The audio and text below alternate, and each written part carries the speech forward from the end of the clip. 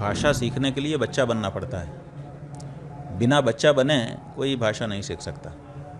तो स्वाभाविक है कि हम भी बच्चा बनेंगे तभी सीख सकेंगे, इसलिए बच्चा बने हैं। महाराष्ट्र में उन लोगों से जो दूसरी भाषा नहीं जानते हैं, केवल मराठी जानते हैं, उनसे संवाद स्थापित कर सकें, तो उसका इसी में उपयोग होगा। आप अगर इस तरह से परेशान करोगे तो फिर लोग यहाँ आना बंद करेंगे। फिर जो काम बाहर वाले आकर के यहाँ कर दे रहे हैं वो काम आपको खुद करना पड़ेगा। जैसे मुस्लिम देशों में हम लोग देखते हैं कि भारत के लोग जा करके वहाँ पे काम कर रहे हैं और वहाँ के लोग राजा बने घूम रहे हैं। ऐसे ही महाराष्ट्र के लोग राजा बने घूम रहे हैं। दूसरे प्रांतों के लोग आकर के परप्रांतीय यहाँ पे सब काम कर रहे हैं। रोजी रोटी तो कहीं भी मिल जाती है। लोगों ने कहाँ जावा सुमात्रा जा करके रोजी रोटी प्राप्त कर ली है, तो जिसको रोजी रोटी का ही मामला है वो यहाँ से कहीं दूसरी जगह खिसक जाएगा। उसके बाद हर काम आपको करना पड़ेगा। तो ये भी तो विचार करने की ज़रूरत है। जब महाराज जी आपको मराठी सिखाया जा रहा तब हमने देखा आप काफ़ी इंटरेस्ट के साथ सीख रहे थे और 2 दिन में आपने काफ़ी अच्छा बोला हम लोगों से।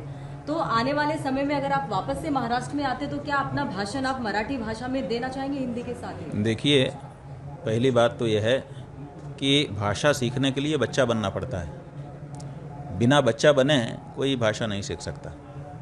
तो स्वाभाविक है कि हम भी बच्चा बनेंगे तभी सीख सकेंगे, इसलिए बच्चा बने हैं। और हम सीख क्यों रहे हैं?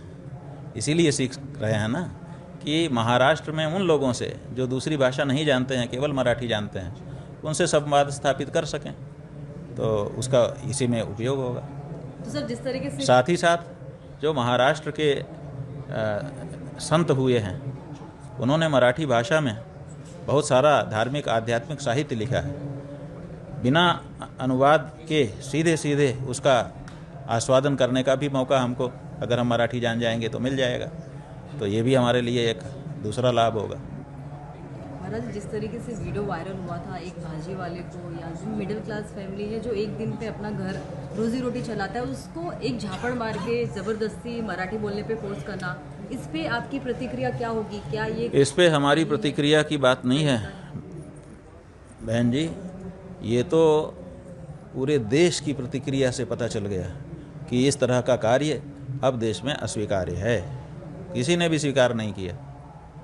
उनकी पार्टी के जो कार्यकर्ता थे उन्होंने भले बातें कही, लेकिन कोई पार्टी का बड़ा नेता भी निकल करके नहीं आया जिसने समर्थन में वक्तव्य दिया हो। आप देख लीजिए, या तो जो मुख्य नेता है उसने कहा, राज ठाकरे ने कहा, और या तो कार्यकर्ता ने कहा। जो बीच के नेता हैं वो क्यों चुप हैं?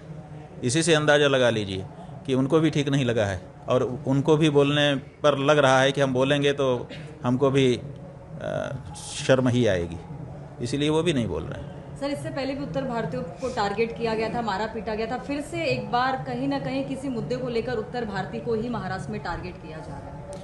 हाँ ठीक है, वो मराठी अस्मिता जगा करके मराठियों का वोट लेना है, क्योंकि उत्तर भारत के लोग यहाँ काम तो कर रहे हैं, यहाँ की प्रगति में योगदान तो कर रहे हैं, लेकिन उनमें से आधे से ज़्यादा वोटर नहीं हैं, और जो वोटर हो चुके हैं यहाँ पर रह करके अमुक पार्टी को उनका वोट मिल नहीं रहा है, ऐसा वो मान रहे हैं, इसलिए उसकी परवाह नहीं कर रहे हैं।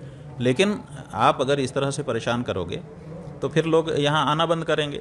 फिर जो काम बाहर वाले आकर के यहाँ कर दे रहे हैं वो काम आपको खुद करना पड़ेगा। आज तो आप राजा बने हो। जैसे मुस्लिम देशों में हम लोग देखते हैं कि भारत के लोग जा करके वहाँ पे काम कर रहे हैं और वहाँ के लोग राजा बने घूम रहे हैं। ऐसे ही महाराष्ट्र के लोग राजा बने घूम रहे हैं। दूसरे प्रांतों के लोग आकर के परप्रांतीय यहाँ पे सब काम कर रहे हैं। तो अगर आप उनको भगाना शुरू करोगे तो देखो, रोजी रोटी तो कहीं भी मिल जाती है। लोगों ने कहाँ जावा सुमात्रा जा करके रोजी रोटी प्राप्त कर ली है, तो जिसको रोजी रोटी का ही मामला है वो यहाँ से कहीं दूसरी जगह खिसक जाएगा। उसके बाद हर काम आपको करना पड़ेगा। तो ये भी तो विचार करने की ज़रूरत है। महाराज जी आपने उनको यहाँ क्यों बसाया है? मराठी बोलने के लिए बसाया है कि अपना काम करवाने के लिए बसाया है? अपना काम करवाने के लिए बसाया है तो कर रहे हैं। अब मराठी बोलने के क्यों अनिवार्य कर रहे हो आप?